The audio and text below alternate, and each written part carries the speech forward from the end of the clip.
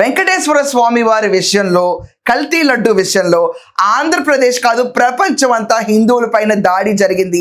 అది కూడా జగన్మోహన్ రెడ్డి టెన్యూర్లో అని చెప్పి గొల్లం అంటుంటే, ఈరోజు లేదు మే హిందూ మతానికి ఎప్పుడు we may not participate, we may not follow it, but we respect it, ఆ మర్యాద ఇస్తామన్న ఒక టర్న్ చూపించడానికి నేను వచ్చాను.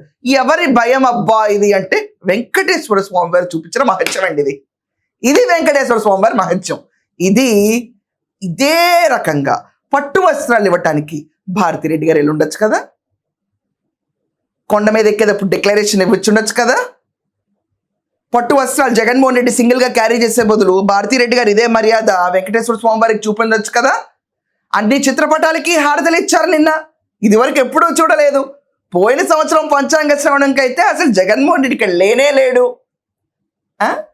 ఇలాంటి విచిత్రమైన సన్నివేశాలు నిన్న ఎందుకు జరిగాయో చెప్పండి ఎవరన్నా. మేము యాంటీ హిందూస్ అని బ్రాండ్ పడుతుంది కాబట్టి అర్జెంటుగా ఆయన పార్టిసిపేట్ చేస్తారు. ఫుల్ పూజలో పార్టిసిపేట్ చేస్తారా? ప్రదక్షిణాలు ఇవన్నీ మేము చెయ్యం. నో, ఎవరైనా చెప్పినా మేము చెయ్యం. మేము వచ్చాం, అదే పెద్ద గొప్ప మీకు.